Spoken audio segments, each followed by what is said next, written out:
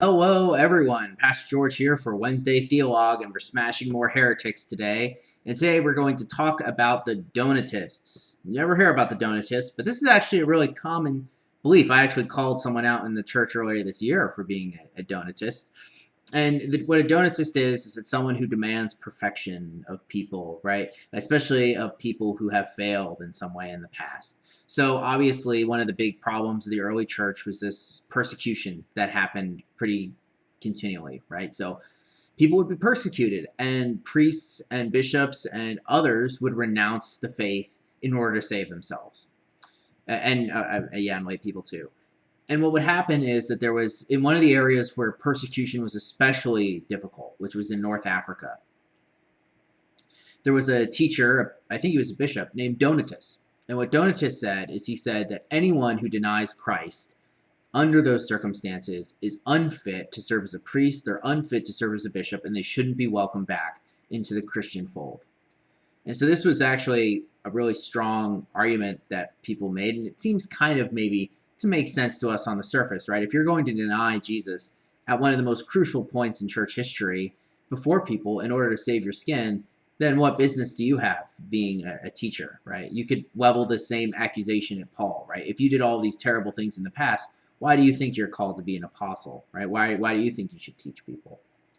But kind of the point of it is that Christ redeems those even who do these terrible things, right? That's what they would point to. Is like, are we supposed to say that Christ can't forgive them, and if they have a change of heart, that they can't turn around? Donatists would say yes, right? He would say, if you deny me now, you deny me forever. But the other people go, no, there is forgiveness to people who fail in this area, and we have to forgive them. And it was a big debate for a long time in North Africa. One of the people that really stood up to this was St. Augustine. And St. Augustine would tell people, it makes it a big deal. He says, no, the Donatists are wrong.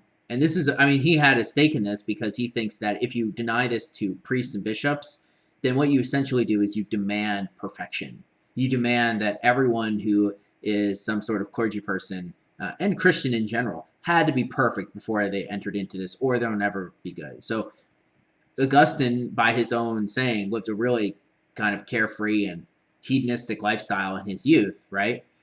And he flirted around with a bunch of other religions until he became a Christian in his 30s. And he says, like, if this is the case, then I'm not eligible. And I mean, many Donatists were telling him he couldn't be, right? But he's saying, if you're going to hold this standard for everyone, then you yourselves can't make it, because none of us are perfect before God, right? We've all failed and sinned. And if we demand that one sin, this idea that this one thing that disqualifies you from this, then everything should be disqualifying, because everything is a blasphemy of the Holy Spirit if we take a very literal reading of that type of passage, right?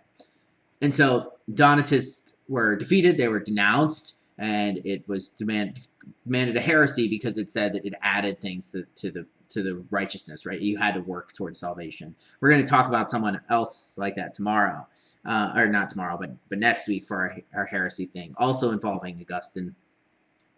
But this actually still exists in the church to this day, right? I mean, a lot of people really want to have this idea that you have to be a certain way, and if you fail in any way, then you've disqualified yourself permanently from maybe Christianity if it's really bad, or at least from being a pastor or some sort of spiritual leader, right? And I think that many of the times this is brought out of a need for holiness, and I think holiness is good.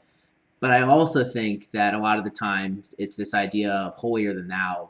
We've never failed, or I haven't done all the terrible things you have. But if we really understand the power of the gospel, then we've all done terrible things, right? We've all sent Jesus to the cross. So in that sense, we are all not eligible, but we were made eligible by God. So that's Donatism and the Donatists and how wrong they are. And we'll talk about someone else next week. So I will see you guys then. Peace out.